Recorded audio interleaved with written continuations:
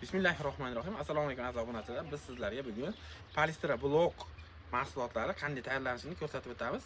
Palistira blok nimalardan tashkil topadi? Palistira blok asosi sement, qum, po'kak, ko'pik, fibrovolokno va qo'shimcha plastifikatorlardan tashkil topadi. Hozir undan qo'yish jarayonini ko'rsatib o'tamiz. Bu mishalkamiz bo'ladi. Mishalkaga hozir shu qo'shilayotgan narsalarni bo'lchagidan ko'rsatamiz. Nima qo'shilyapti, qancha qo'shilyapti, shularni bir qadar ko'rsatib turib keyin quyish jarayonlarini ham bir ko'rsatib o'tamiz. Palistira blok hozirgi kunda dunyoda sevib xarid qilinayotgan reytingi baland ishlardan sarasiga kiradi. Sababi buni orasida po'kaydi maydalangani bo'lganligi uchun issiqsovda zo'r ushlab beradi. Issiqsovda yaxshi ushlab beradi, ham po'kay hisobiga yengil bo'ladi. O'zi yaxshi prorablar yo bo'lmasa qurishni tushunadigan odamlar g'ishtni kilosiga qarab aniqlashadi. Sababi agar standart g'ishtlarimiz 20, 30, 60 razmerdagi g'ishtlarimiz o'rtacha 16-17 kilo chiqish kerak. Shunda issiqsovda yaxshi beradi. Ko'pi bilan biz O'zbekiston sharoitida 20 kilogacha bo'lsa yaxshi g'isht hisoblanadi. Bizning g'ishtlarimiz xudo xolasa o'sha yaxshi g'isht qatoriga, yaxshi g'ishtlar qatoriga kiradi. Qoliplarimizga keladigan bo'lsak, asosan palistira blokchilar yotgan qoliplardan foydalanishadi. Qaysi ma'noda yotgan bo'ladi? Mana listlardan bo'ladi, bir-biriga tegishtiriladi. Shunaqa yotgan holatda bo'ladi. Bu eski qoliplarimiz. Bunda razmer o'ynash mumkin. Razmerlari aniq chiqmashi mumkin.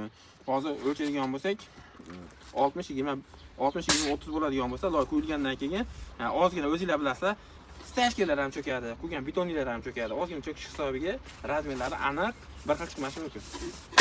Hozir biz qoliplarimizni ko'rishingiz mumkin. Bizning qoliplarimiz yevro qoliplari bo'ladi. Yevro qoliplar, misol uchun shunaqa standart bo'ladi. Razmerlari hammasi joy-joyida bo'ladi. Do'stlar, hozir sizlarga gap isboti bilan deb har bitta bloklarimizni sizlarga o'lchab ko'rsatib beramiz xohlaganinglarni. Misol uchun buni oladigan bo'lsak, mana balandligi 30. To'liq 30 bo'ladi. Eni to'liq 20 bo'ladi. Uzunligi to'liq 60 sm bo'ladi. Mana bunisi ham kengisi ham mana 60 sm bo'ladi. Balandligi 30.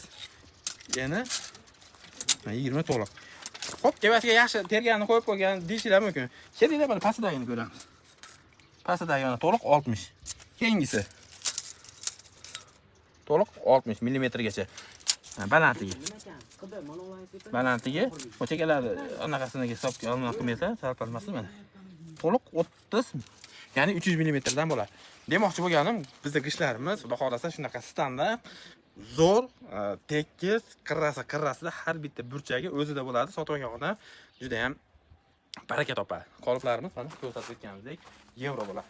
Do'stlar, hozir shovqin bo'lib ketadi. Sizlarga bir qator nimalar qo'shilishini aytib o'taman. Keyin videoda orasida qo'yib yuboramiz. Shunda sizlarga tushunarliroq bo'ladi. Hozir birinchi o'rinda apparatimizga suv solishdan boshlashadi.